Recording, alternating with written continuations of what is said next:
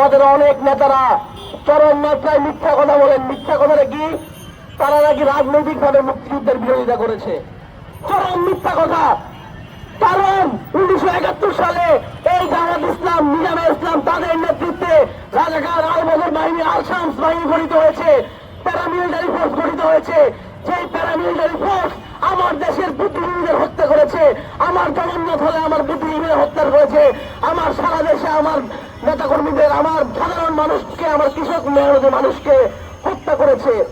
তারা শুধু বিরোধিতা করে নাই, তারা সক্রিয়ভাবে গণহত্যায় জড়িত ছিল।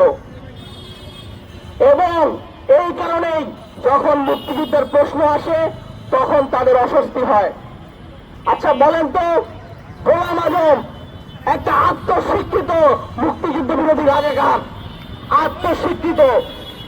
সেই গোলাম আজমের ছবি সেই ঢাকা বিশ্ববিদ্যালয়ে রাজাকারের সমর্থকরা প্রদর্শন করতে পারে, তাহলে আমরা কেন মুক্তিযুদ্ধের একটা ডকুমেন্ট সেটা যদি কেউ প্রকাশ করতে চায়, 7 মার্চের ভাষণ, সেটা কেন পারবে না? ছাত্রলীগের সন্ত্রাসীদের যদি আপনি গ্রেফতার করেন, বিচার করেন না কেন, কিভাবে সাদ্দাম দেশের বাইরে পালায়া যায়?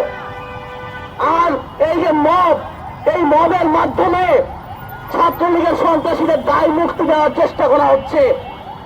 এই মবের মাধ্যমে জামাত, ছাত্র শক্তি, এনসিপি মিলে আওয়ামী লীগকে বাংলাদেশে প্রাসঙ্গিক করার চেষ্টা করছে, তাদের বিচারকে প্রশ্নবিদ্ধ করার চেষ্টা করছে।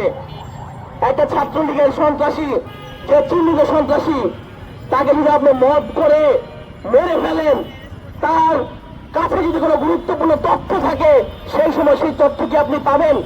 পাবেন না। সেই সময় এই জুলাই গণঅভ্যুত্থানে কারা কি প্ল্যান করেছে, ছাত্রলীগের কোন সন্ত্রাসীরা কি প্ল্যান করেছে, একটা মবের মাধ্যমে